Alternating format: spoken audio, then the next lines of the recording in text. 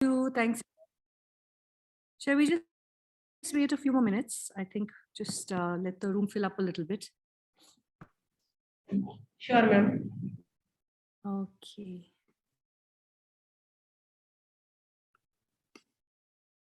So the last session that happened was on mental health. Ma'am, was on LGBTQIA plus. Okay, all right. So while we wait for everybody to come, shall we just unpack a little bit of that and just reflect on that a little bit? May I also please ask for cameras to be turned on, please, whenever possible, easier to facilitate. And would anyone like to share any thoughts or comments about the last session that you had about LGBTIQ and everything that was shared with you in the last session? Were there any new ideas and thoughts that you were introduced to? Was there something in the session that maybe surprised you or maybe changed the way you thought of anything? Anything really.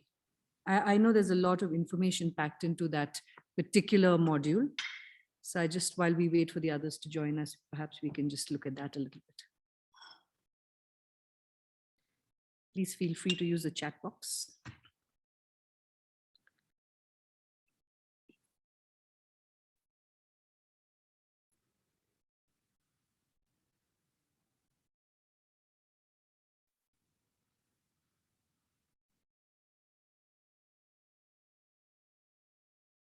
Do the LGBTI group have any specific palliative care issues? So that was an answer that you're seeking. Certainly, and I would say that one of the most, I'm sure that there are a lot of issues along the way, specifically to do with health-seeking behavior and the kind of care that is given to them. But specifically also in end-of-life care, Rajiv, because a lot of places don't also, if you were to have a proxy decision maker, it is somebody that you have to be related to by blood or by marriage. And in places where same-sex marriages and things like that are not accepted, then what happens? Because a lot of the time, people from the community are also abandoned by their own families, right? So in that case, their family really becomes the rest of the community. But if the policies of the hospital or the healthcare policies don't see their relationships as legitimate, then what happens? So that's one major aspect. That's one major issue, I would imagine. Sorry about that. Anything else? Any other reflections? So for those of you who are just joining us, I was just taking the first few minutes today to unpack a little bit about what your previous session was, which was the LGBTIQ session. And I know that for many people, for me, when I first attended that session, it was an eye-opening session because there was so much I did not know, or I had misunderstood or had not understood at all. So I'm just wondering if anything came up for you, which, if you've had some time to think about it, is there anything that has come up for you that we can probably spend a few minutes on today before we go into today's session?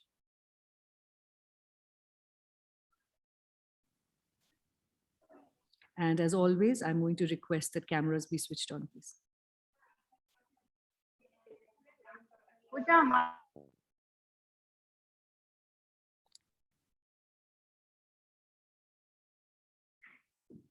Okay. Can I give some inputs from my side? Of course. Okay. It was informative, quite a bit, a lot of new things to learn. But I mean, it is personally, I think, beyond my, personal belief that, how it is becoming. See, I personally agree with the whole concept in the reality or the fact of transgenderism, or in other words, who are born that way, but I don't believe or what do you call, I mean, I don't agree basically with the rest of the things where, you are born biologically male, but I feel like becoming female for, whatever fact, either to compete in a women's swimming competition, to get that advantage, or I want to visit a women's restroom, just by saying I'm a woman, that doesn't make sense to me. So I don't agree to those things, how it is changing day by day based on a person's feeling.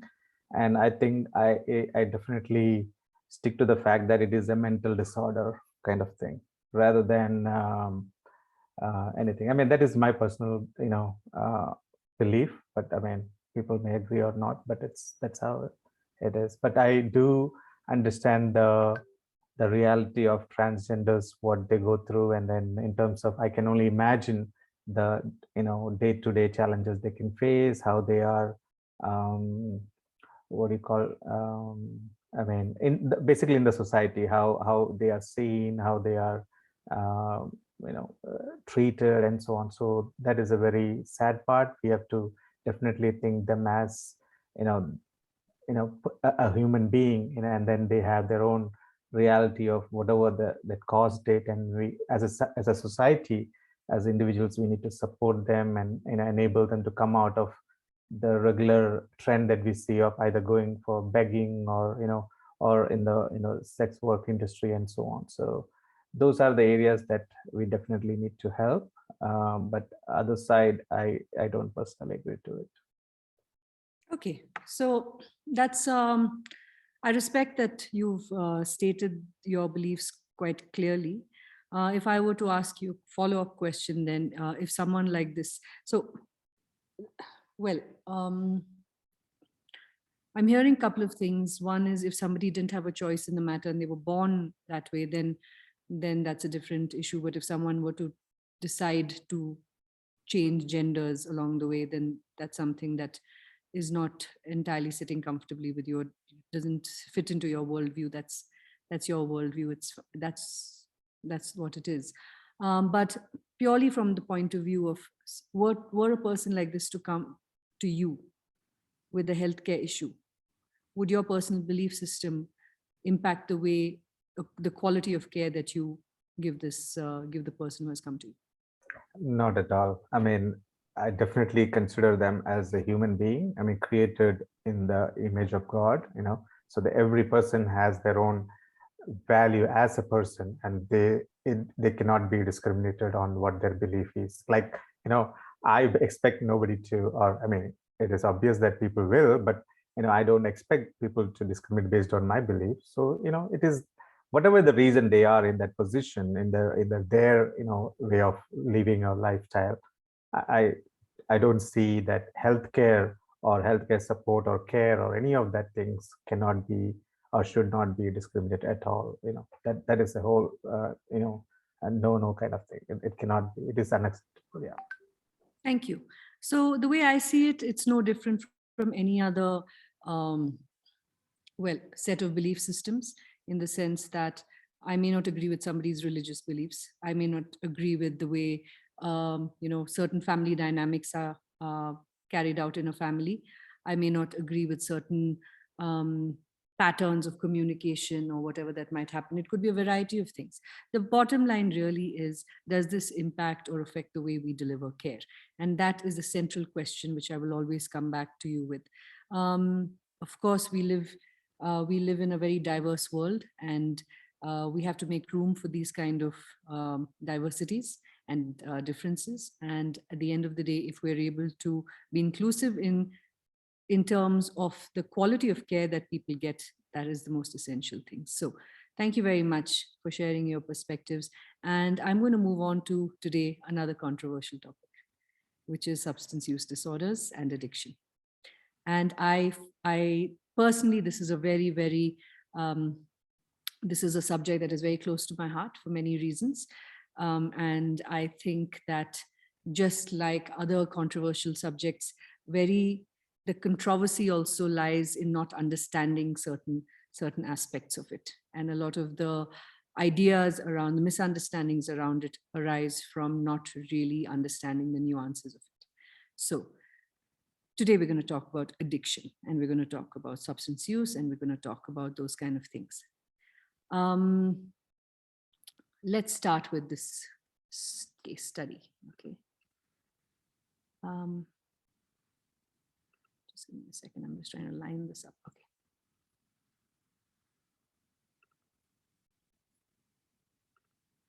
All right. Would anyone like to read this out loud for me?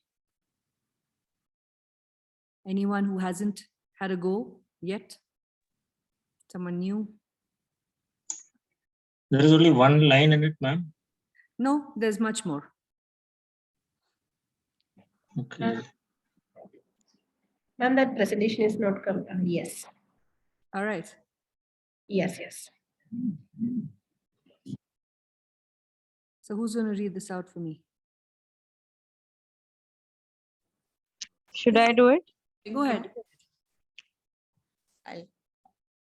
Mrs. A is suffering from advanced breast cancer. She is 50 years old. She is in discomfort almost all the time. Okay, so we've now met Mrs. A. Let's learn a little bit about her family. She's from a middle class family. Husband work in a bank.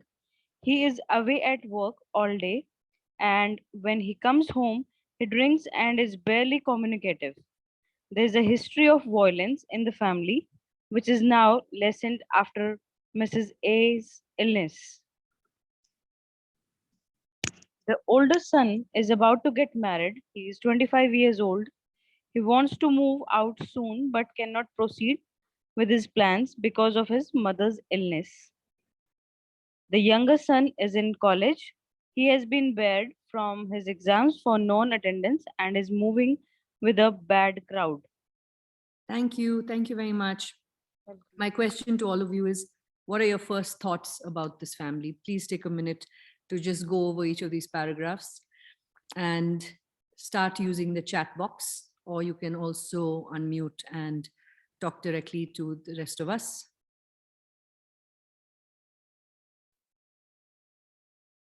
First thoughts. And they can be extremely honest thoughts. I don't need you to sugarcoat it in any way. Dysfunctional, all right. Elder son must be having a big dilemma on his hands. Sad situation in the family. Yep. Broken and depressed family.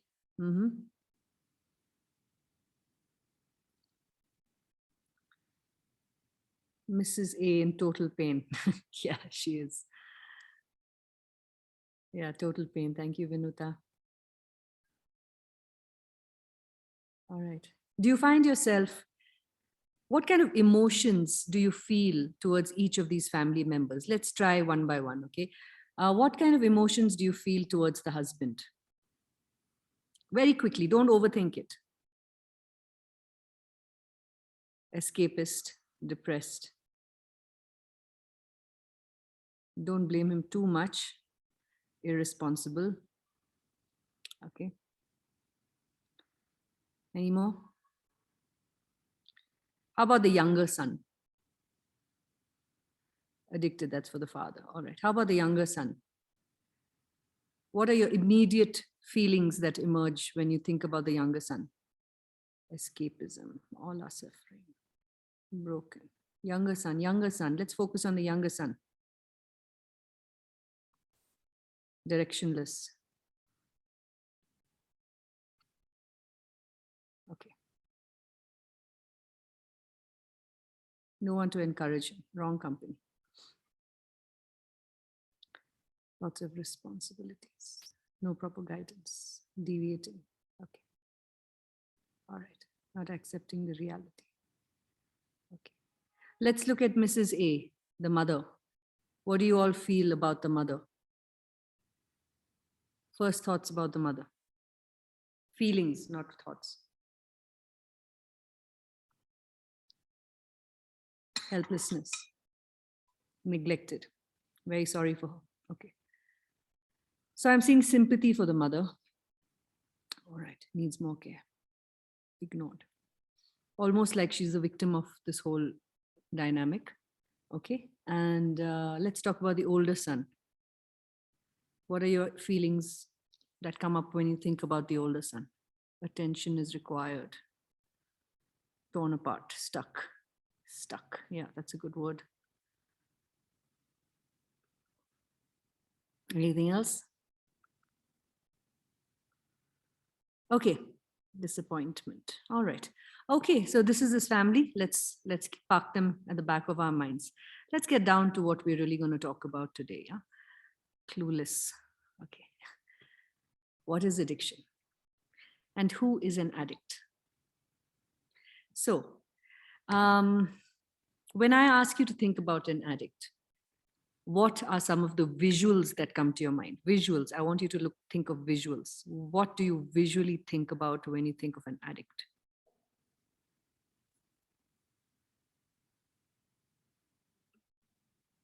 People taking drugs, somebody who's drunk. Okay, I'm gonna stop sharing screen so I can see more of you.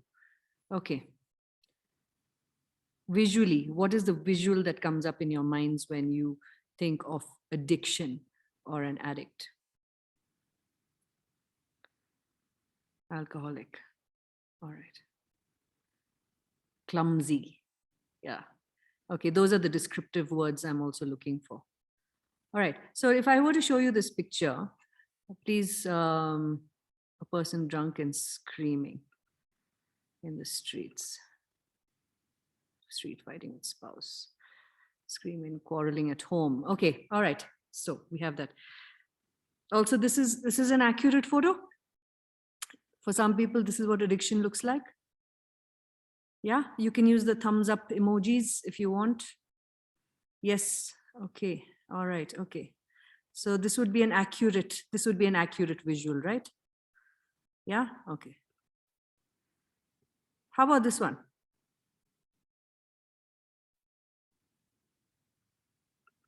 Does this make you think of an addict?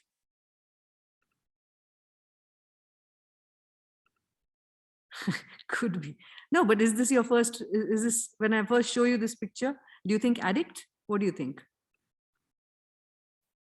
All right. Like normal people. So by saying normal, we're saying addiction is abnormal. Okay, great. So we have ideas of what addiction looks like. We have ideas of what an addict is, of what an addiction, what an addict looks like also. Now, let's just go back. I like, addiction means a dysfunctional dependence on a substance or a drug, okay? And I like my history. So let's go back to the roots of these words. Addiction, as this particular interpretation of being a dysfunctional dependence on a drug, is only 100 years old. Now, those of us who grew up, who were born in the 80s and grew up in the 90s, to us, the 90s are like 10 years ago, but we have to remember that 90s are now 30 years ago. So 100 years ago is not that long a time. Okay, so the idea of addiction as a dysfunctional dependence on a drug is only 100 years old.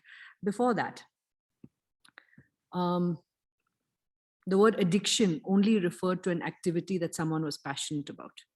That's actually what addiction meant, an activity that someone is passionate about.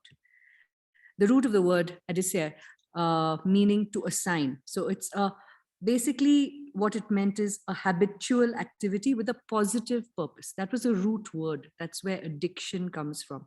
And adicere, which means to assign, is actually a habitual activity with a positive purpose.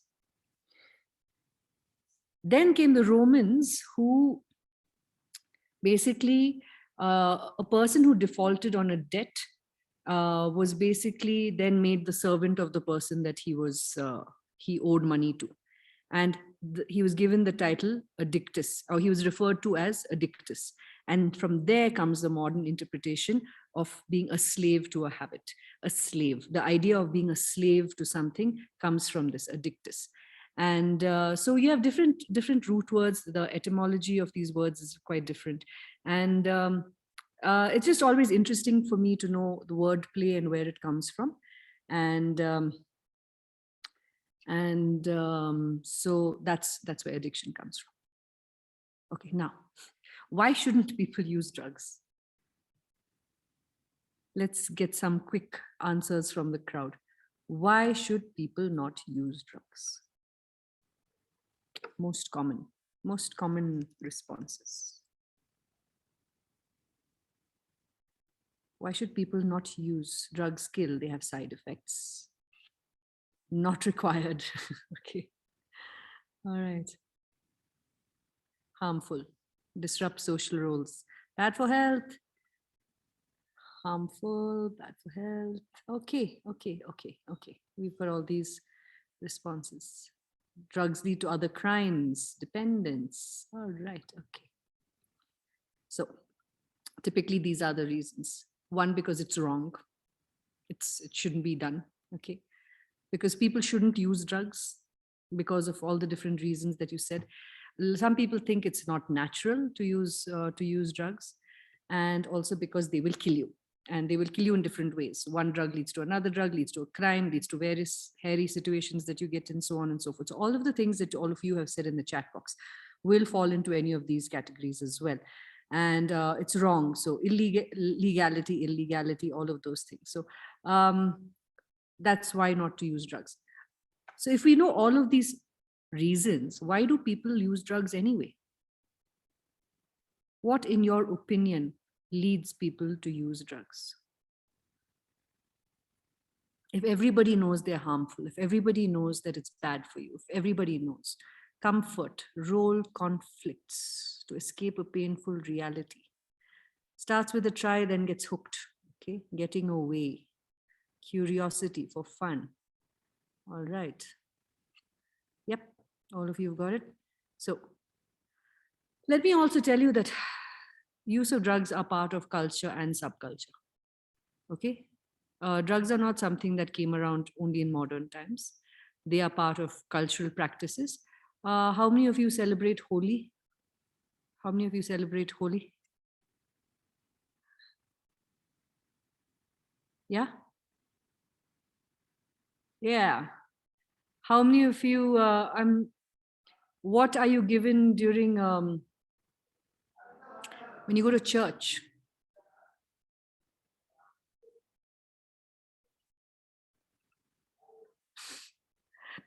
You get something in church also, no?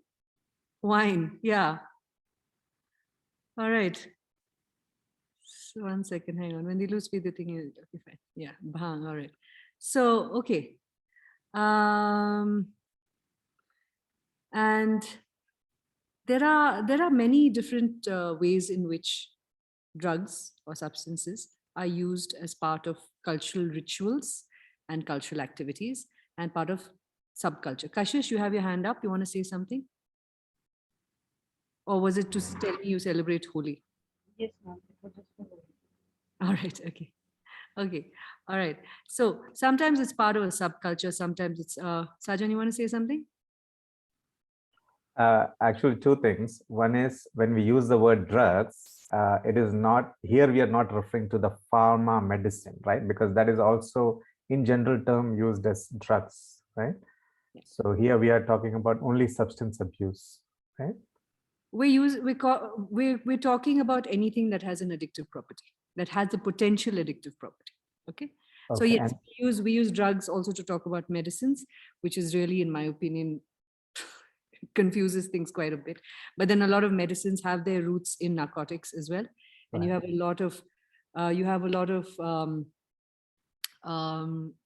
have a lot of other medicines that have, you know, psychotropic effects and so on and so forth. Senior, I'm getting a call from Geeta. Can you please let her know that I'm not? Sure, ma'am. Please go on. And the other part basically was the difference between drugs and alcohol. So when we talk about wine or anything like that, it comes under the category of alcohol, perhaps, not drugs, right? Because it's not a chemical substance. Okay, let's just call it substances. Okay, substance dependence. So that might make things easier. All right. So because alcohol has it does have an effect on your nervous system. It does have an effect on your mood and so on and so forth. So we're talking about everything. Okay. Now, so why do people still use drugs in spite of knowing that it's bad for you? because it's part of the culture or subculture, because it's integral to social groups or social activities.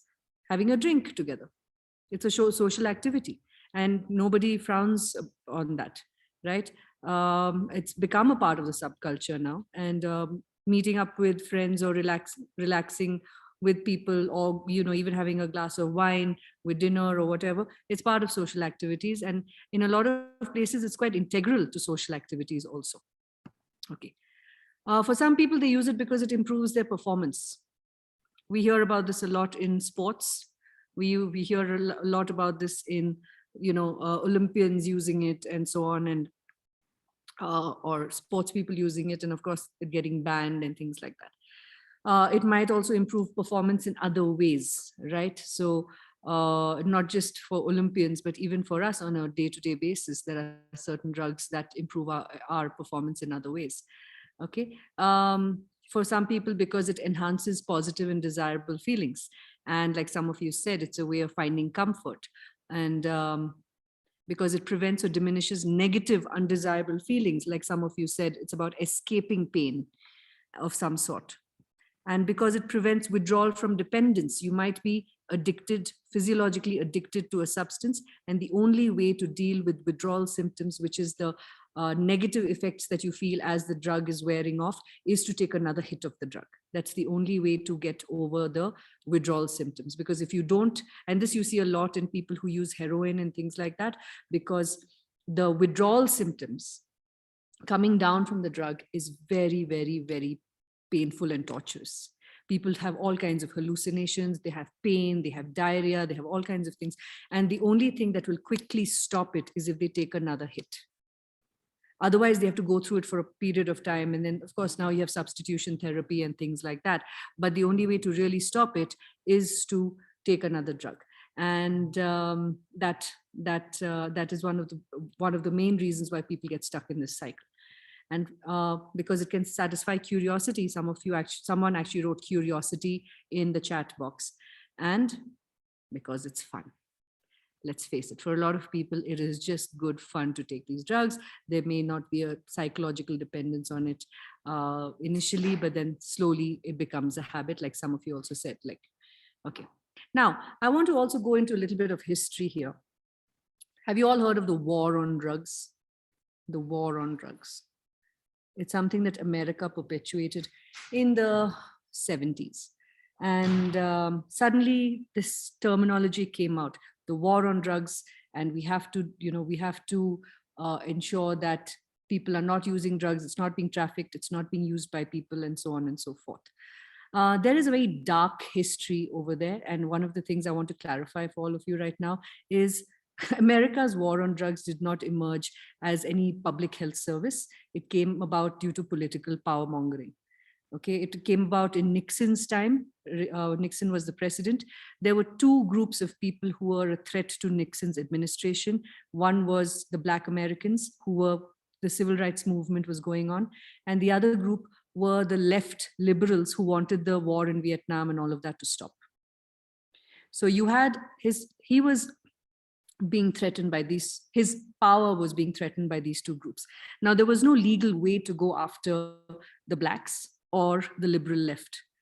And the liberal left at that time was also coming out of the whole Woodstock era, where they were experimenting with psychedelics and all of that. So basically what the administration did, and this is on record, his cabinet minister, Ehrlichman, actually talks about it, where he says, there was no legal way to go after these people. So the only thing we could do is associate categories of drugs with them, make those drugs illegal, and that gave us a good reason to go after them and shut them down.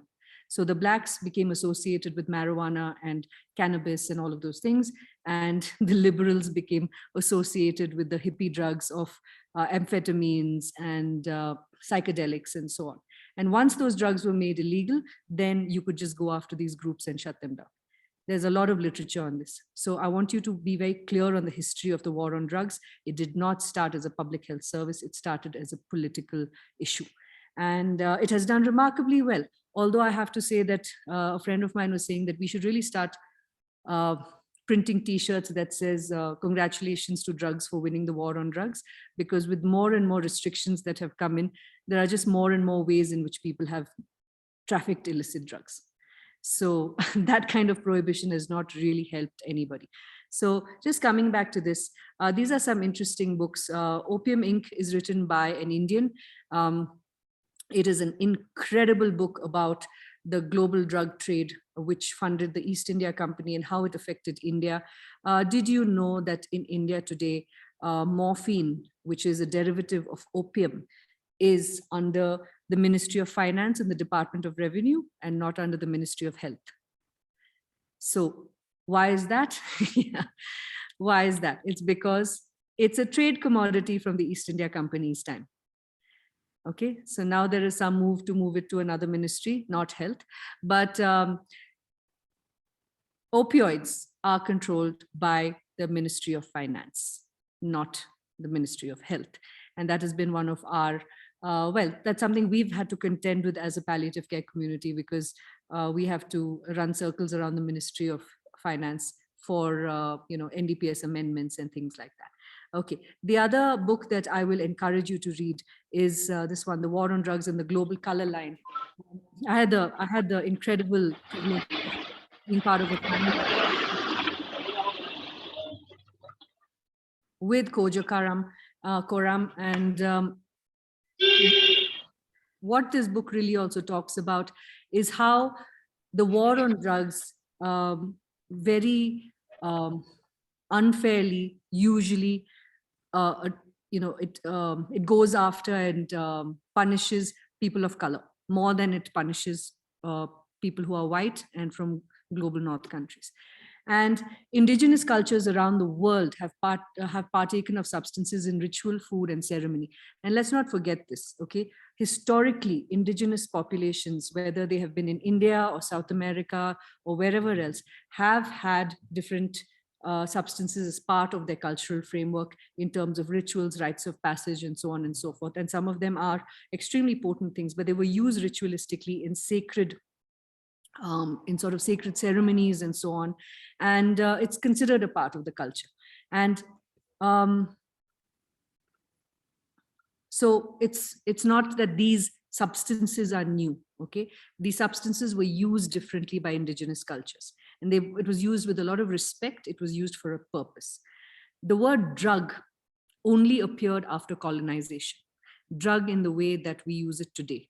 And with colonization, we saw the commodification of certain substances like opium. And if you read the Opium Inc., if you read this book, Opium Inc., it's shocking that today we are being told how bad, the crisis is, et cetera, but it was fueled by the British Empire. It was fueled by the British Empire, and they made their profit off of it. And at that point, even though they knew that the substance was dangerous, it didn't stop them. That's why they went to war. Have you heard of the Opium Wars? The Opium Wars actually happened because China wanted to stop the East India Company from bringing opium into China. And Britain didn't want that because they made all their money because of the opium trade. And just to give a sense of how much money they made, in the year 1857, the East India Company made 18 million pounds just off the opium trade. In 1857, 18 million pounds sterling was made off the opium trade. So no way they were going to give that up. And so that's when they even went to war. And the war on drugs is heavily loaded and impacts mostly the already vulnerable sections. In India also, there is evidence that, especially in the northeast of India, which today sees a lot of substance use disorders and so on and so forth, a lot of the initial addiction was encouraged by the colonizers, because these were also historically groups of people who were not very easy to conquer. And so the easiest way to pacify them was to get them hooked on different drugs.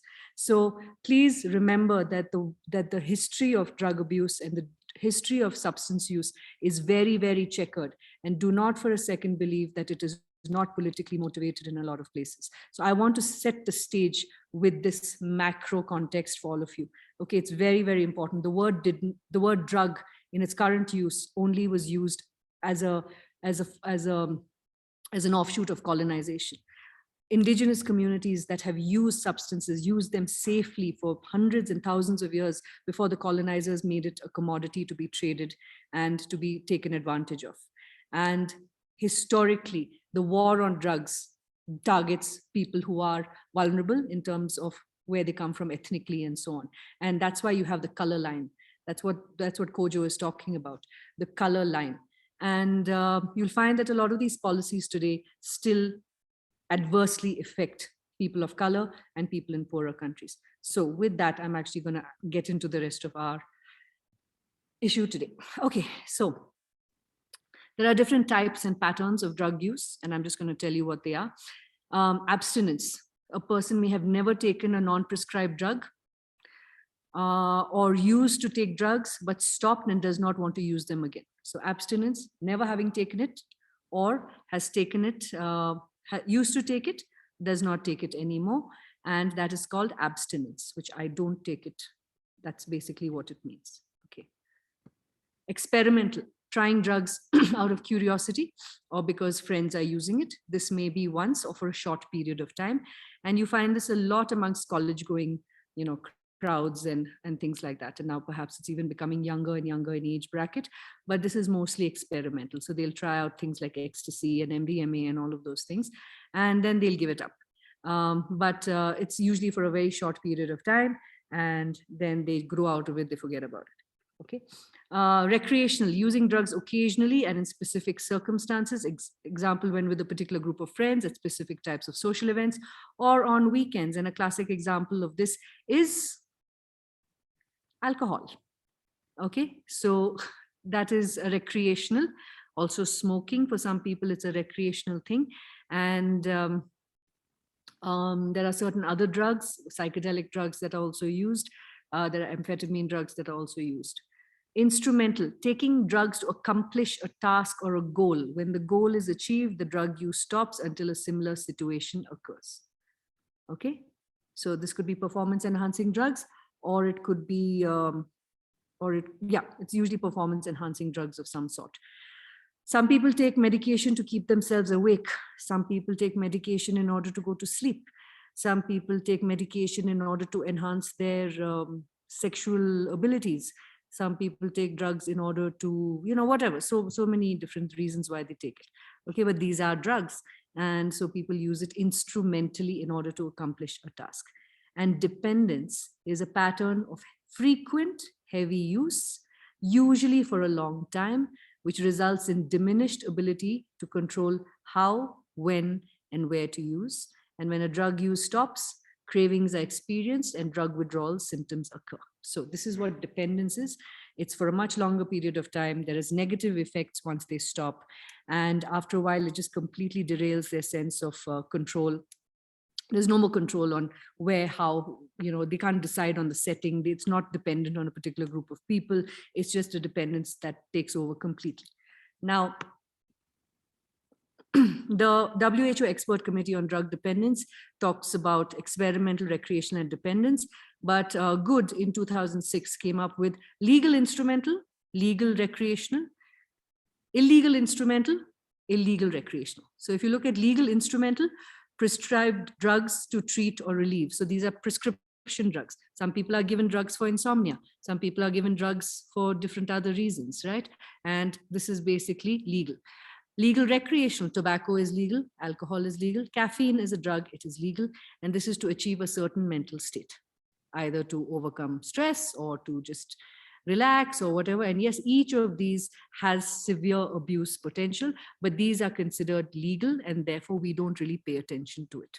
Okay, now, of course, there's a lot more conversation around tobacco use and things like that, but by and large, the others are not that heavily regulated.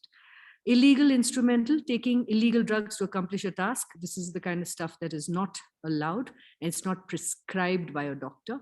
And finally, illegal recreational, taking illegal drugs for fun or pleasure. And these are drugs that are not found in, you can't buy legally anywhere. Okay, so these are the sort of classifications that we now follow. Now, dependence syndrome, if we're going to go by the ICD, which is the International Classification of Disease, we define dependence as a cluster of physiological, behavioral, and cognitive phenomena in which the use of substance or a class of substances takes on a much higher priority for a given individual than other behaviors that once had greater value. So three, tripartite: physiological, behavioral, and cognitive. And it takes on, it could be one drug, it could be several drugs that take on much higher priority for a person than other behaviors. Okay. And I want you to also please understand that the words dependence, addiction, and abuse are not interchangeable. Somebody who's dependent on drugs can abuse it, but abuse and dependence are not the same thing. Okay. And addiction and dependence are also two different things. Addiction and abuse are also two different things. Now, how does this happen? Let me just explain this to you. Okay. So very important to understand the difference in terms. A person can be dependent on a drug, but not addicted. Can you give me some examples of being dependent on a drug, but not addicted to it? Paracetamol. Yeah. Insulin. Your statins. Yeah. Crocin. Crocin. Do you have a craving for insulin? Do you have a craving for your BP drugs? If you don't take it one day, will you like have a bad craving for it? Yeah. Okay. So you can be dependent on a drug, but not be addicted to it. But you need it in order to maintain your health. Therefore, you are dependent on it. People with mental health issues, with psychiatric issues, need to take certain medications in order to achieve a certain mental state that allows them to function. Okay, so they are dependent on the drug, they are not addicted to it. So are we being clear on the difference? Does everybody get it? Okay, all right. All right. Antidepressants, benzo. Yeah. Now we're going to slightly tricky territory there, Manat. Yeah, but that's from a psychiatric perspective, yes. But these are also drugs of choice for a lot of addicts. Okay. A person who has developed tolerance to a drug need not be addicted.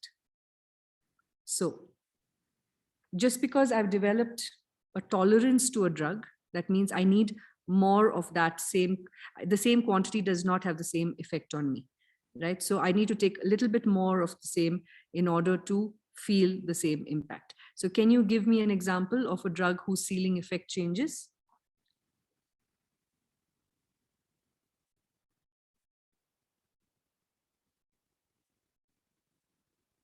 Any inputs? One second. Pain medication, yeah. Antispasmodic, yes.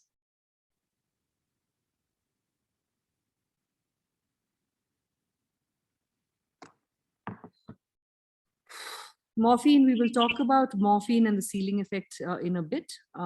Morphine is not necessarily something that you develop a tolerance to in that sense for sleeping disorder. Okay. All right. Withdrawal symptoms do not necessarily indicate addiction. Okay. They can be experienced with drugs that are not addictive. Again, let me ask you for examples of this. Withdrawal symptoms. Does everybody firstly in the room agree on, understand what withdrawal symptoms are? Yeah. Is there anybody here who is not familiar with the idea of withdrawal symptoms? Would anyone like it explained a little bit more? Okay. All right. So just because somebody is experiencing withdrawal symptoms does not mean that they are addicted. When I was 21 years old, I was diagnosed with, I was infected with tuberculosis. I was working in a children's hospital where I picked it up. And then for about a year, I underwent tuberculosis treatment. And those of you who are familiar with it, the dosage is really high. It's 2,800 milligrams a day that I was taking for about close to 9-10 months. And there's no tapering off. So you stop suddenly. And for me, I think it affects different people differently. But for me, I couldn't pick up a cup without my hand having tremors for a couple of weeks after. because it was a sudden withdrawal of that medication that was causing these kind of issues for me. So does this mean I was addicted to the tuberculosis medication? It's just that that once the drug was stopped, my body reacted to the absence of that chemical, and that's why I was having these issues. So let's be very clear: dependence, abuse, and addiction are not the same thing, and they cannot be used interchangeably. Please, in your going forward, please be aware of that. Okay, and now, what is addiction? Addiction has to have these things: a compulsive engagement with a particular behavior, and person is preoccupied with it. So if I'm addicted to alcohol, I'm already thinking by say 5 o'clock, when will it be evening and when can I have my next drink? Does it matter who's there? No, it doesn't matter. Impaired control over my behavior. I want this substance, and so even though I know it's bad for me, I want it, and I will impulsively go and I have no impulse control. So if somebody offers it to me, even though I say, hey, you know, I said no, I won't take it. This one time, it's not going to make a difference. Okay, persistence or relapse despite evidence of harm. So I know it's not good for me, but I can't stop myself, or I stop for a little while and then I start again because I don't have control over it. It's closely connected to impaired control. And intense craving, and I crave it. And if I don't get it, I am irritable, I'm dissatisfied, and I get very, I get very prickly around people. And till that craving is not satisfied, I am not in a good mood. Okay, so preoccupation with a behavior or a substance, impaired control over my own behavior, persistence in or relapse in spite of knowing it's harmful, and an intense craving. So these are the 4 things that make up addiction. And addiction is actually one of the most complex conditions, with very complex interactions between humans and the environment. There's a biological component to addiction. There's a chemical component, neurological, psychological. There's a medical component. There's an emotional component, social, political, like I said, about the war on drugs and how different communities over a period develop dependence on certain substances and so on. There's an economic aspect to it. If you look at how the tobacco lobby worked, if any of you are familiar with the story of tobacco and the kind of advertising that went into making sure that this was a product that got sold left, right, and center, they associated the smoking of tobacco with being macho, with being cool. So if you heard of the Marlboro Man, he was a very, very popular figure at one point. And there's a spiritual component to it also. For a lot of people, these give you altered states of consciousness as well. And spiritually also, it has to do with connection. It has to do with, escaping your pain and things like that. So if I would say it's one of the most complex conditions that you have to contend with. So it's not simple. It's not a choice a person is making, because a lot of the times we judge addicts. We say, "Arey, he should just stop." Please understand, an addict cannot just stop suddenly as a choice, because there are all these different things playing out in the addict. Okay. Addiction also has a very, very strong correlation with trauma. And this is something that I'd like to place special emphasis on for all of you. And this is a quote by Dr. Bruce Alexander, who says, even the most harmful addictions serve a vital adaptive function for dislocated individuals. Now, dislocated does not mean dislocated physically only. It also has to do with internal dislocation. Okay, so even the most harmful addictions serve a vital adaptive function. They help people adapt. I'm not saying it's a healthy adaptation, but it is a way of coping with your environment, coping with your context. And we're going to spend a little bit of time understanding the relationship between trauma and addiction. Now, how many of you here are familiar with the concept of ACEs? Anybody? You can put your hands up, or it's not necessarily something that people are very, a lot of people hear about. Anybody? The psychologists here might have some familiarity with it. Okay, ACEs. Sounds like a winning word, but it's not. It's actually adverse childhood experiences or adverse childhood events. what is an adverse childhood event? An adverse childhood event is basically any potentially traumatic event that occurs in childhood. And this idea, this theoretical framework emerged from this particular study. Okay, it was a 2-year-long study conducted by the CDC, and they came up with this. Now, adverse childhood events or adverse childhood experiences are broadly divided into 3 categories. There is outright abuse, where there is physical abuse, emotional abuse, or sexual abuse. There is neglect, physical neglect or emotional neglect. And thirdly is more environmental, which is household dysfunction. There could be someone in the family with mental illness. Somebody could be, in prison for a crime. Mother could have been treated violently by the father. There is substance use in the family, abuse in the family. There could be a divorce. There could be other kinds of dysfunctionality. Okay, so there are 3 categories of ACEs: abuse, neglect, dysfunction. And the more ACEs you experience, now all of us at some point, so this is a question that has come up before, almost every single one of us will experience some kind of adverse childhood experience or event. Nobody is exempt for it. So we've all experienced some level of it in some way or form. But the thing with ACEs is the more number of adverse childhood events you experience, the higher your risk for future trouble. And what is that future trouble? I'll tell you that in a moment. So one of the biggest things associated with a high level of adverse of ACEs is possible risk outcomes, which are behavioral and physical or mental health. So in behavior, a lot of people with adverse childhood events show lack of physical activity. They become smokers, there's alcoholism, there's drug use. There's a tendency to play truant. They're missing work. They're not committed to work. They're unable to settle down, those kind of things.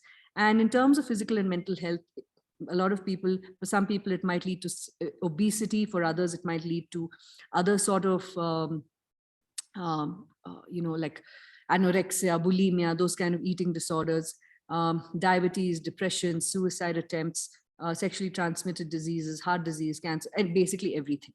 Now, why does this happen? Why do all of these things have a strong correlation also with ACEs? The more difficult your childhood, the higher your score is, and is likely to be, the higher your score is likely to be, and the higher your risk for various health problems later. Now, this is what the pyramid of adverse childhood events looks like. Here we are, adverse childhood events. Let's also remember that before childhood is the family context and the context of the community. It could be historical trauma endured by a community. There could have been, like, for example, the partition, okay, a refugee crisis, what is happening in Ukraine, what has happened in Afghanistan, what has happened in Syria, entire people being relocated or being shifted out of their homeland, whatever else. There could have been a war. There could have been a plague. There could have been so many different things. And that affects the social conditions and the local context. Now, people who have been ripped out of their homes and are being resettled somewhere else, they might have been very affluent and well-to-do and connected where they were, but when they're starting out in a new place, they don't have those advantages, and they are basically now, their social conditions are very different. A lot of these displaced households are likely to experience stress that non-displaced households don't have to go through, and that results in maybe more animosity and stressful dynamics within the family. There could be substance use, there could be, like I said, all those household dysfunctions, right? There could be crime, there could be so many other things. If you look at communities that were earlier enslaved, and if you look at what that community is going through in America today, you can see the disadvantages that they have been put through, right? And where they have to come from. And you will also find that a lot of this is also where they have these stressors that are part and parcel of their history. And then who experiences these stressors? The child. It comes out in the way of adverse childhood experiences. Now, as a child, the younger the child and the more these ACEs, it actually has a neurobiological impact. It does affect the neurodevelopment of a child. Now, how does that happen? If I am somebody who is in a family where I have to be highly vigilant because I don't know when someone in my family is going to have a breakdown or get violent or whatever, I develop this tendency to be hyper vigilant. Okay, now think of your neurons as being as how your body behaves when you work out. If you go to the gym every day and only work out your arms, when you get in a fight, which body part are you likely to use? Your strongest body part, right? Your arms. You're not going to use your legs that are weak, right? So similarly, neural pathways also get entrenched. And as you start using the same neural pathways, those become your default settings. So if I'm hypervigilant as a child, that's going to be my pattern. I'm going to be anxious. I'm going to be hypervigilant as in, even with my other relationships as I grow up. And I'm giving you just one example of how these things typically play out. Okay, so adverse childhood events has a neurobiological effect on development, and therefore it is certain behavior patterns then start forming at that point in your life. Now, because you have disrupted neurodevelopment, you also end up having social, emotional, and cognitive impairment. I don't know how to be around people without being anxious. I don't know how to socially interact with somebody. My cognitive impairment, I might have cognitive dissonance. I might be victimizing myself. I might have polarized thoughts. I might think that the minute somebody doesn't give me the kind of warmth I expect, oh, they're angry with me, because that's the kind of experience I've had with, as a child. And that impairs all these things. And people, there is correlation to show that people who've had all of these experiences tend to adopt health risk behaviors: smokers, alcoholics, substance users, so on and so forth. And it's these people then who end up having more disease, disability, and social problems. Okay, high risk behavior also might lead to a disability because you might engage in high adrenaline activities, high risk activities. Impulse control, loss of impulse control may lead you to high risk behavior as well. And therefore, the correlation with early death is also very high. So you can draw a logical line through all of this. Okay, and so experiences that you have as a child has long-term impact. And one of the biggest correlations we see is with substance use disorders. Okay, very, very high correlation, and there's plenty of literature out there that you can look up.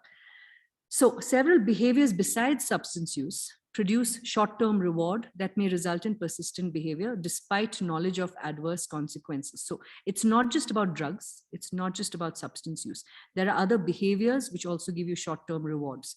Okay, and this is what we call behavioral addictions. So addiction does not only mean addicted to a substance or a drug, it could also be behavioral addictions.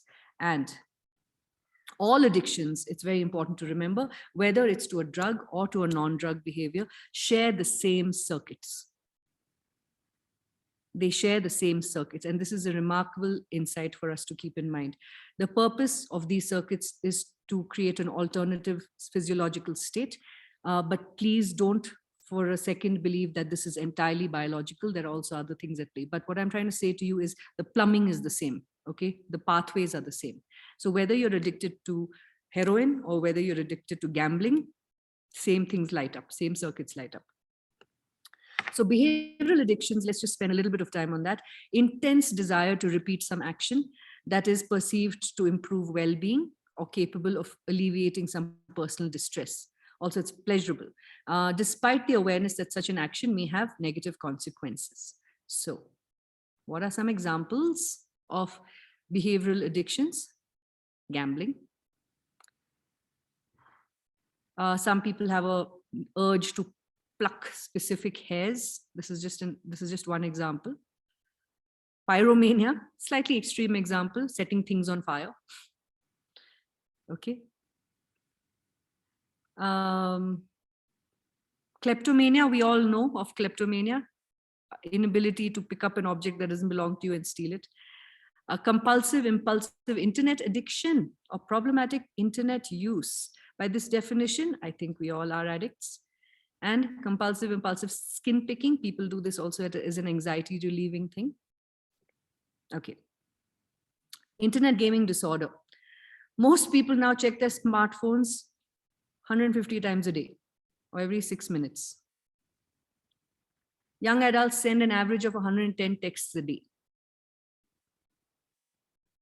46% of smartphone users say that they cannot live, not love also, but cannot live without their devices. So, how many addicts do we have in this room right now?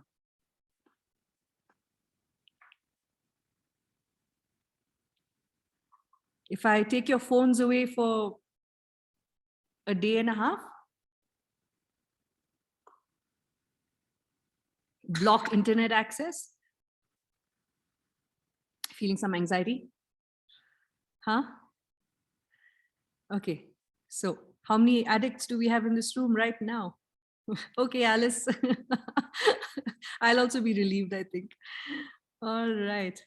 Okay, we're all addicts in some way or the other. Please remember, non-substance use behavior and behavioral addictions, same circuitry. There is no difference. Online shopping. How many of you have that cart, 3 things in the cart that you're waiting to check out? So there are different forms. Okay, there are, some of it is more, of course, respectable and elegant, like, oh, I'm addicted to classical music, or so I can't stop buying music online or whatever. But so remember what I said about those 4 quadrants, right? Compulsive, impaired control, craving for it, and knowing that it's bad for you. Sometimes it's really bad for your wallet and for your bank account, but yet you will do it. Okay, so checks all the boxes, right? Netflix, whose latest addiction is that? Yeah, I just said that. Yeah, okay, great. Okay, and people have capitalized on these addictions. Huh? Okay, historically known as impulse control disorders, many researchers and clinicians also use the term behavioral addictions, process addictions, impulsive compulsive behaviors. All of this that we just talked about are addictions. Okay, compulsive activities, gambling, eating disorders, sex, shopping, working, TV watching, and relationships. Okay, now there's a lot of controversy in diagnosing, treating, or even naming these conditions, as many of these behaviors are daily rituals instrumental to our ultimate survival. Okay, so when do you draw the line and say this is now an addiction? Now, some of you talked about substance use disorder, also, people taking substances in order to escape. Many of you use the word escape in the chat box. Can you tell me if you know people who use work for the same reason? Workaholics. Yeah, I'm very busy with work, so I can't get involved in all my family drama right now. Okay. But we reward workaholics. That's the problem. Today's culture rewards workaholics. It's bad for your health to do it too much. Okay. It has a cost, maybe not a monetary cost, but it costs you relationships. Yeah. You do it to escape. So it does fulfill some sort of need in that sense. And some of us crave being busy. Being busy is like something that we need to be. So anyway, but some of these things are culturally condoned and in fact celebrated. And that's what makes it problematic also. But just for you to know that any of these things could also very easily be an addiction. And not to say in that case that there are no addicts amongst us. Now, also I want to make a very strong distinction from obsessive compulsive disorder, OCD. And I find that we use OCD very, very loosely nowadays. If somebody likes their house clean, oh, I have an OCD about cleaning. No, you just like a clean house. It's not an OCD. Now in OCD, there is no craving. I don't have a craving for it. It more comes from reducing my anxiety than seeking pleasure. So that's the difference between obsessive compulsive behaviors and addictive behaviors. There is no pleasure. It's really to just reduce anxiety, And some examples of OCD is that it's like sometimes very irrational very irrational behaviors, like, I have to knock on wood 7 times, or I have to check the knob 5 times, or I have to say this particular phrase in my head 18 times, or I have to wash my hands 150 times a day. So yeah, as good as it gets. So that's but the thing is, I'm doing it in order to reduce anxiety. I'm not doing it because I have a craving for it. And that's the difference between addiction and OCD. And I will also please request that we don't use the word OCD as freely as we now do, because it is a serious mental health issue. Okay. Now, mere exposure to a substance or an activity does not result in addiction. True or false? True or false? Mere exposure to a substance or activity does not result in addiction.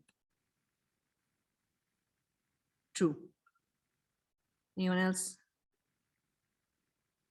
Anyone who disagrees with this? All right.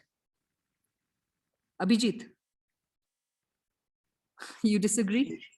Yeah, I mean, I thought of pornography. You expose a teenager to it, can get addicted to it. Can, but not always. Okay. Not always. I can serve a round of whiskeys to everybody in this group. Not everybody will get addicted to it. Yeah. People have been exposed to pornography. I think almost everybody at some point gets exposed to it in some way or form. Are we all addicts? No. So mere exposure does not result in addiction. Okay. There has to be a pre-existing vulnerability in the person. There's something that's going on with me that predisposes me to it. Okay. Addiction is a human problem that resides in people, not in the drug or the drug's capacity to produce physical effects. Now, this is specifically with substances. It's a human problem. Now, why did I take you through all those ACEs and everything? Okay, because a huge percentage of people who turn to substances or to addiction have some sort of trauma that they're carrying. And what does the substance do? It helps soothe the trauma. It helps for the moment. Okay, it helps me escape my pain. And now this is an example, a classic example. American soldiers who were serving in Vietnam in the 1960s, less than 1% of the soldiers used any kind of drugs before the war. Then when they went to war, they were encouraged to take heroin, barbiturates, and amphetamines. Please know this, that soldiers were encouraged to take drugs, even LSD and like lysergic acid, all of those things. 20% of those people met the criteria for addiction. There was a craving, impulse control was lost, so on and so forth. After the war, when the soldiers came back, the remission rate was 95%. 95% of these people stopped using the drugs. But 5% continue to use drugs and have terrible lives after that. What sets these demographics apart? What is the difference between the 95% and the 5%? They were exposed to the same stressors. They were exposed to the same drugs. They took the same drugs. But yet when they came back home, 95% of these people were able to kick the habit. So mere exposure to a substance or even experimenting with it or using it does not necessarily result in addiction. So this is where the uniqueness of human beings comes in. And this is why we say that addiction is a human problem. Okay. And so now let's just quickly focus for a little while on substance use disorders specifically. I've talked to you about behavioral issues just to sort of sound you off on the fact that it's the same circuitry that is used. But let's now just spend a little bit more time on substance use disorders. 3 factors need to coincide for substance use disorders to occur. There has to be a susceptible person. There has to be a drug with an addictive potential. And there has to be stress. This is your classic recipe for addiction. Okay. And what makes a person susceptible? A predisposition. Now, again, I want to just stop here for a second and tell you that the new science tells us there is no such thing as the addiction gene. We've all heard that alcohol is genetic. It is not. There is no such thing as the addiction gene. There is a very, very, very complex interplay of psychosocial reasons and biological and neurobiological things, but there is no such gene that will. So the predisposition that I'm talking to comes from other factors, and I'm going to talk to you about that in just a minute. So I'll be making a suggestion to you for a book to read. This is all the latest research that's also coming out about addiction. So shockingly, there is no gene, but there is a predisposition. Okay, so brain development in the uterus. Okay, if the mother is a substance user while the child is in the uterus, that could also lead to something. There could be other reasons. There's also other prenatal conditions like that. So something that affects the brain or the circuitry at that point, that is also a problem. Brain development in childhood, experience dependent versus substance dependent. Now, brain development in childhood, like I talked about ACEs. If the neurodevelopmental pathways are affected by the environment because of either abuse, neglect, or dysfunction. Okay. Environmental and emotional influences in the development of dopamine circuits. Now, I don't want to get too technical, but a child who does not receive maternal, so even neglect is a form of abuse. If a mother or a primary caregiver doesn't pick up her baby and cuddle and all of those things, that does result in chemical imbalances, because it's only when that sort of cuddling and all that happens that you have oxytocin released. Your dopamine receptors are also enlivened, things like that. Okay, and that it also has to do with the reward punishment cycle. So if I do something and I'm rewarded for it, I get a blast of dopamine also. A way to explain it is, why is it that when you share something on Facebook or on social media, you constantly go back to see how many likes you got? Because every like you get is a dopamine hit. It's a dopamine hit. So these are micro dopamine hits that you get, okay? And you get addicted to it over a period of time, which is why India has the largest number of Facebook users in the world also. And that says something about where we come from. You need that approval gives you a dopamine hit, and then you want more of it. So if a child does not get that approval as a baby, that dopamine receptor is impaired, and then the child will look elsewhere for that kind of dopamine hit, okay? Okay, neural circuitry of attachment, reward, endorphins and oxytocin. I'm not going to get into it. Regulation of emotion through neurobiological development, patterns of attachment, very, very important, and impact of nurturing adult. What sort of a nurturing adult did you have? And so all of these things come together to, or many of these, not necessarily all, may have a huge impact on the susceptibility of the person. So susceptible person, drug with addictive potential, and stress. So stress is so you have a pot of, here's the pot, you put a drug in it. So the susceptible person, you put the drug in it, and think of stress as the fire with which you cook it. And then the addiction takes place, okay? Now, factors influencing the decision to use drugs and continue to consume. Are the drugs available? Yes, they are. Family and peer influences. I don't get the affection and love I need from my family, but my peers are there and they're smoking cigarettes, they're smoking marijuana, and yeah, so I'd rather hang out with them. And those are my influences. Environmental context is an environmental context could be anything from local to the macro. It could be, like I said, it could be conflict situation in the home. It could be a conflict situation in the country. Environmental factors, cues, conditioning, external stressors, drug-induced factors where you have neurobiological changes, and genetic factors. Now, again, no such thing as the addiction gene, but genetic factors, traits, so response to drug use, personality, mental illness, those kind of things. Okay, so those kind of genetic factors. Now, how do people take drugs? Some of you might know this, some of you might not know this. There's drugs that you can swallow. People smoke certain things. There's snorting through the nose, there's injecting through intravenous. There is anally taking medication. There are some people who it is more fetishized. And also there are drugs that can be taken vaginally. And some drugs are never injected, like cannabis. Marijuana is never injected. It is either smoked or eaten, and very rarely injected. Sometimes ecstasy, cocaine, and some of those amphetamines. Different routes for administration carry different risks of exposure to HIV and other bloodborne disease, bloodborne virus. Highest risk is from injecting. So when you look at the HIV prevention program that took place in India, one of the biggest groups that the HIV, and by the way, the HIV prevention program in India was tremendously successful, the Avahan project. And in the northeast of India, a huge intersectionality existed between drug users and HIV because they were sharing needles. Now, what Avahan did was something very interesting. They weren't here to solve the drug problem. They were here to prevent HIV.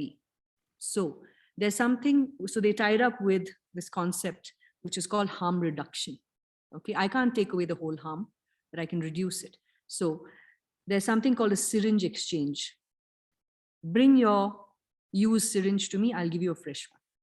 And please don't share it. If someone needs a syringe, come and get a fresh one. Now, you might say counterintuitive.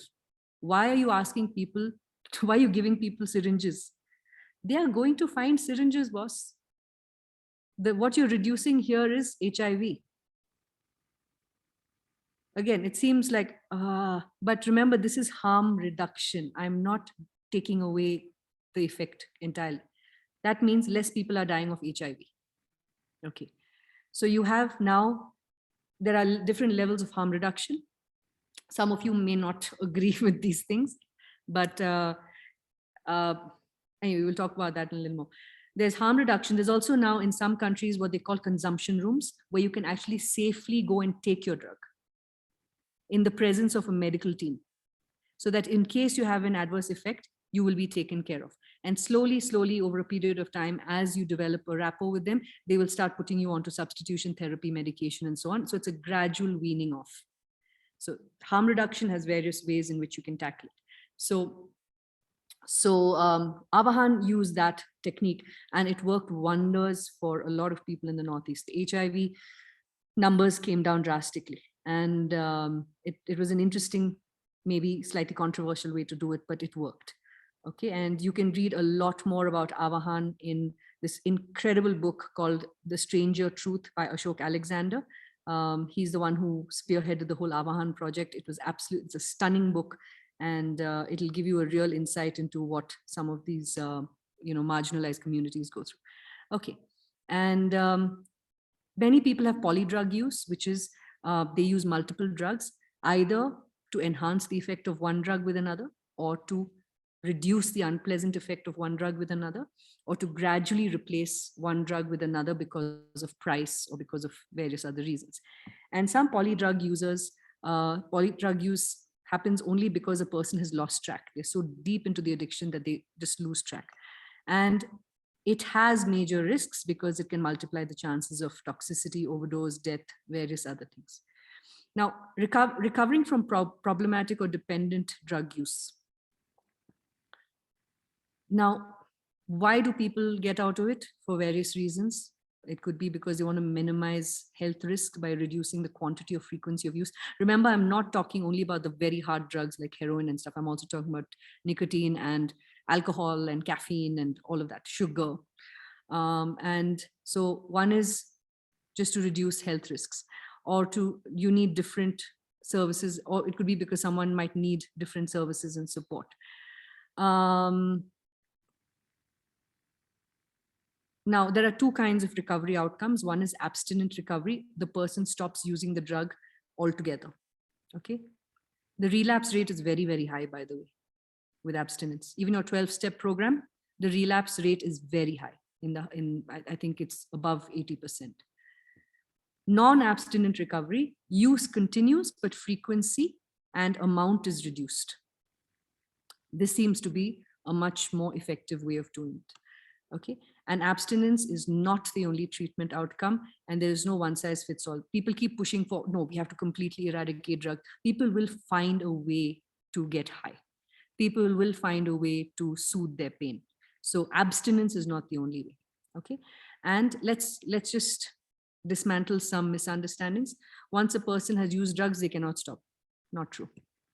Once someone has developed drug dependence, their only chance for recovery is to never use that or any drug ever again for the rest of their lives. Not true. It can be true for some people in some situations, but research shows that it is not true for most people. Okay. And most people will recover from problematic or dependent drug use with or without treatment. It is a fact. And this is a hopeful thing for us to remember. Now, how does that happen? I'll tell you in just a minute. For those who need treatment, it should be based on human rights, evidence of effectiveness, and provided in the community. So the way we have been going after people who are drug users is very like they're criminals. We don't have a supportive environment for them to actually get off the drugs. And this is what the new rhetoric is, that if you need treatment, I need to come at it with human rights. If you have cancer and you have pain, I can't punish you for it, can I? At the same time, if you notice why people get addicted, it's tragic. And what they really need right now is a compassionate approach. Okay. And they deserve to get treatment that has evidence of effectiveness, and it is provided in the community. So for someone to be healthy and to develop healthily, emotional nurturance is the most important thing. If we don't get this from our parents and our families, there's going to be big trouble. Okay. And it is an absolute requirement. It's not like, okay, if I get 40%, I'm good. It's an absolute requirement. You need emotional nurturance from somebody when you're growing up. And how genes express themselves is dependent on the environment that a person grows up in. I may have certain genetic traits. Which gene expresses itself has a lot to do with the way I'm raised, the kind of love I get, the kind of support I get or don't get. Okay. And a child can feel emotional stress when the parent is physically present, but emotionally unavailable. And this is called a state of proximal separation. I can have my mother in the room. I can be at home with my mother all day.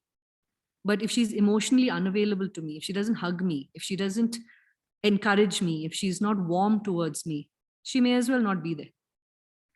In fact, it's much more damaging to have someone there and not be emotionally present. So when we say, oh, what a lovely functional family, you know, they're always taking holidays together, but do they talk to one another? Do they have kind words to say to each other? Do they encourage each other? So that's very important. And children who have not received attentive presence of the parent are at greater risk for seeking chemical satisfaction. If I'm not getting my oxytocin, dopamine, endorphin, serotonin from actions by my family, I am going to look for it elsewhere. And lastly, I'm just going to spend a few minutes on this. I know we're running out of time. Why did we choose to talk to you about addiction in a palliative care program? Why are we talking to you about addiction in a palliative care program? We use a lot of medication in palliative care that typically comes under narcotics. Morphine is an opioid, which is a narcotic. We use psychotropic drugs as well in order to address other issues.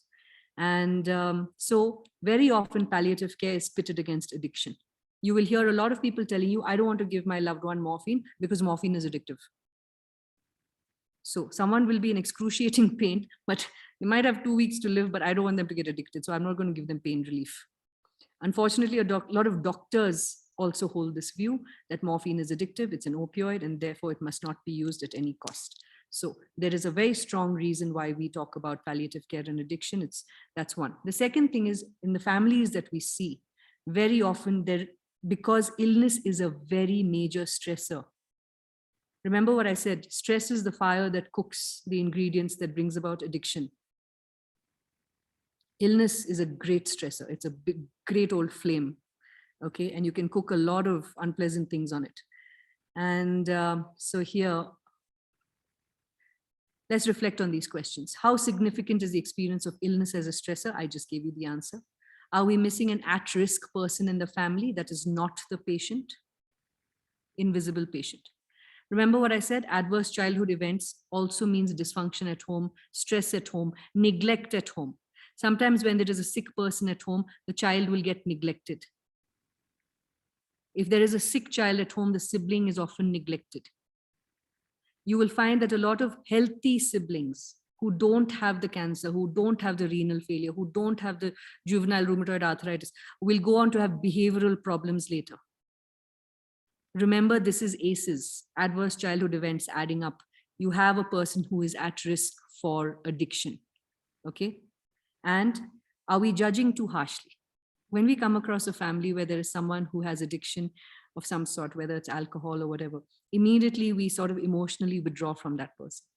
Our sympathy goes to the people who bear the brunt of that addiction. And we fall into that rhetoric of someone who is addicted has made these choices and therefore does not deserve our empathy and sympathy.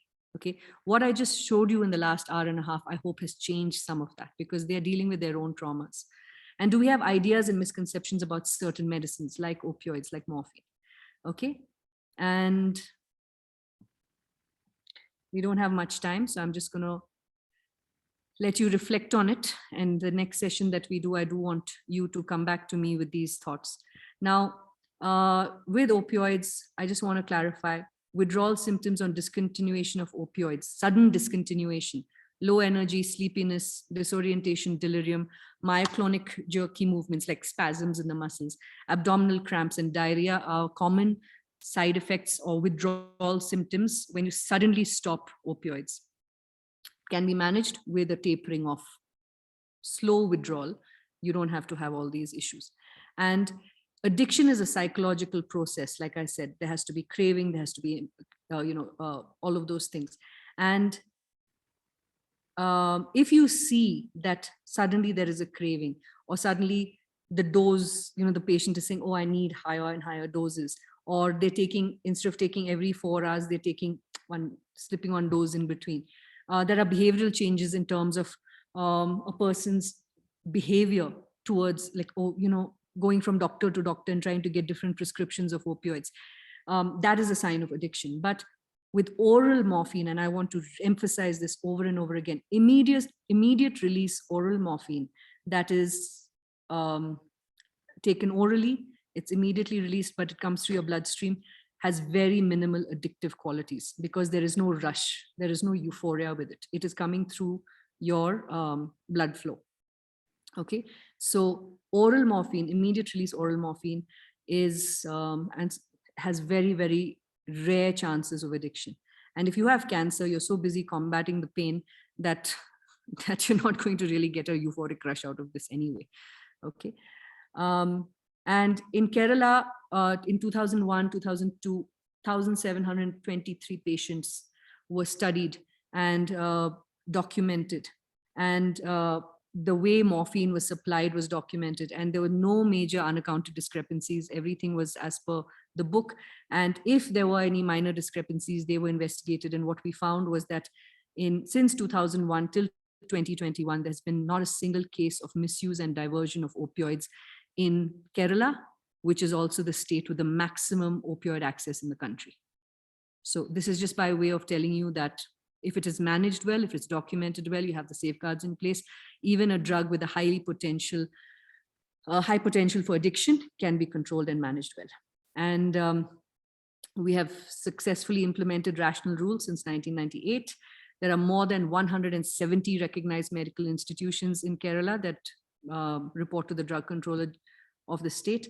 And injectable morphine and other opioids are reserved for hospitals. So we only use oral morphine at home. We don't use fentanyl. Now, please remember that the US North American opioid crisis is a crisis of over-prescribing fentanyl. Okay, it's not a morphine crisis. So in India or in Kerala, we don't give fentanyl unless it's a pre-filled syringe for a particular dose to be administered at home by home nurse. And other forms of opioids are reserved only in tertiary hospitals. And there has not been a single case, like I said. Now, very quickly, there is something called the principle of balance worldwide, stemming from the international treaties on drugs, which is, one, we have to prevent not just abuse of opioids, but prevent the misuse and diversion of all controlled substances.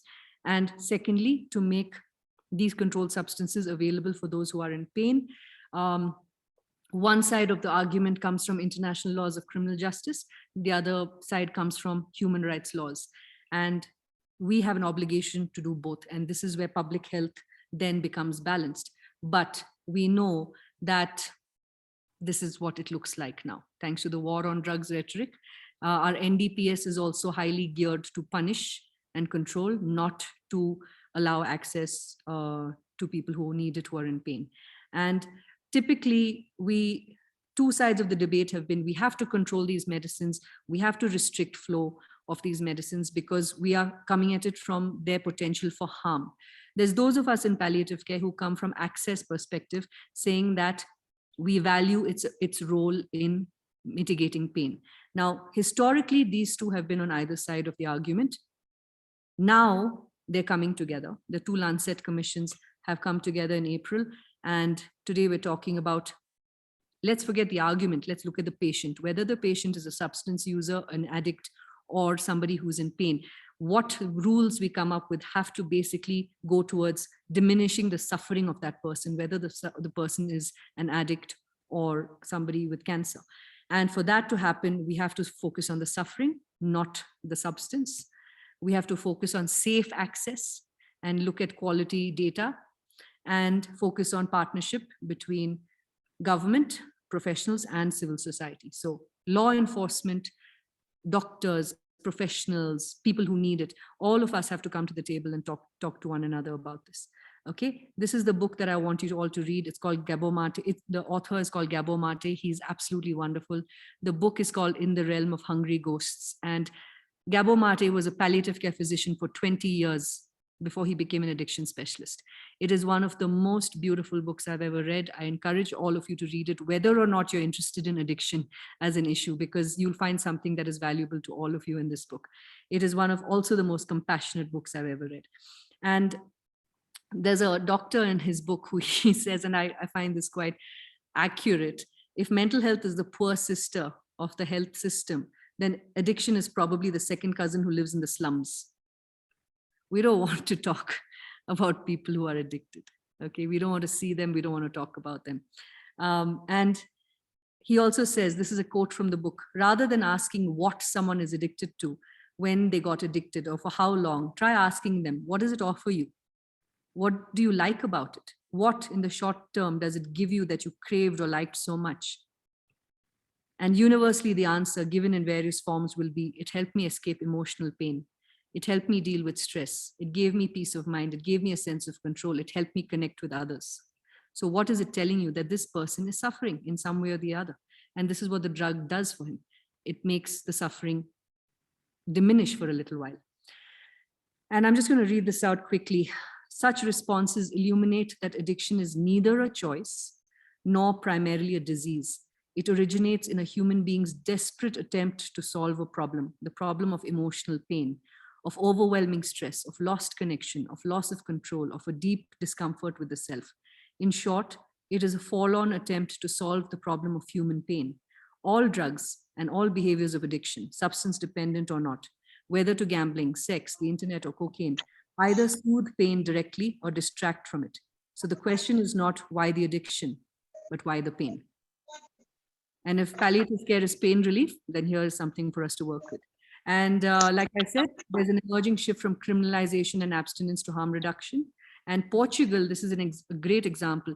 Portugal a few years ago decriminalized all drug use. So if you were a drug addict in Portugal, you were no longer criminally treated. And do you know what happened? In 1 year, intravenous drug use came down by 50%. Instead of putting them in jail, Portugal, what it did is gave them social support, gave them jobs, supported them. And intravenous drug use came down by 50% in 1 year. Please look up this. It's absolutely beautiful. And so let's revisit Ms. A's family again. Suffering from advanced breast cancer. She's 50 years old. She's in discomfort almost all the time. She's from a middle-class family. Husband works in a bank. Okay, we know that he comes home and he drinks. He's barely communicative. History of violence that has now lessened. Older son is about to get married. He's stuck. And the youngest son is running with a bad crowd and is showing behavioral changes. Now, this is just for you to take home and think about. Now that I've given you all this information, do you think about this family differently? And finally, one cannot make war on inanimate objects, only on human beings. And the people we are attacking who are addicts are the same ones that evidence has proven have been the most neglected and oppressed in childhood. According to all science and epidemiological data, all the experience, they are the most likely to succumb to substance addiction later in life. In our civilized times, we are punishing and tormenting people who have suffered trauma. And this is one of my favorite quotes about addiction. The opposite of addiction is not sobriety. The opposite of addiction is connection. And Portugal has shown us that. I encourage you to also watch Johan Hari's TED Talk on addiction. It is a very, very powerful talk, and this quote is from there. So I'm going to stop with this, and I've exceeded by 5 minutes. But can we just take 2-3 minutes, Manisha and Senior, just to get a few comments and reflections from those who are here? Yes, ma'am. Yeah, like always, this was a revelation, breaking lots of biases and just once again making me realize how ignorant I really am. Still, but it was a wonderful session. I wanted to know about marijuana, use of marijuana. Where does that stand in our country? Cannabinoids. So the medical use of marijuana is called, it's cannabinoids. It is gaining ground. In Pallium, we have not used cannabinoids, but there are other hospices in India that regularly, routinely use it for pain relief, for relaxation and things like that. The cannabinoids that are used, I think the THC, there's a particular active ingredient in it that makes it a psychotropic. That's not, it's not there, it's extracted. One thing to remember is that even amongst palliative care physicians, cannabinoids cannot be used as a replacement for opioids. It's usually used as an adjuvant. So now you find a lot of people using CBD oil and things like that. And it's also being readily, you can find it, you can buy it, but at no point is it to be considered to be the only pain relief methodology. So it's an adjuvant. It helps some people. For some people, it doesn't help at all. So there's a lot of, you can find a lot of literature on it. Thank you, ma'am. Okay, so we're done with substance use disorders. And thank you, everybody. Connection. Yes, yeah, connection before correction. I really like that, Alice. I think I need to send that hashtag to Gabor Mate. Please pick up his book if you have the energy for it. So I've already given you about 4 or 5 books in this session, but I think it's one of the most misunderstood topics in the world. Opium Incorporated. Please, if you're interested in how the North American opioid crisis began, there's a beautiful book called Empire of Pain, which tells you how the pharma industry pushed for the crisis. And but Gabor Mate's book, In the Realm of Hungry Ghosts, is a profound, profound book. And I'd recommend it to anybody. So thank you all very much. Have a good afternoon. And if you have any questions, you can always write to our tech team and they will forward it to me. Okay.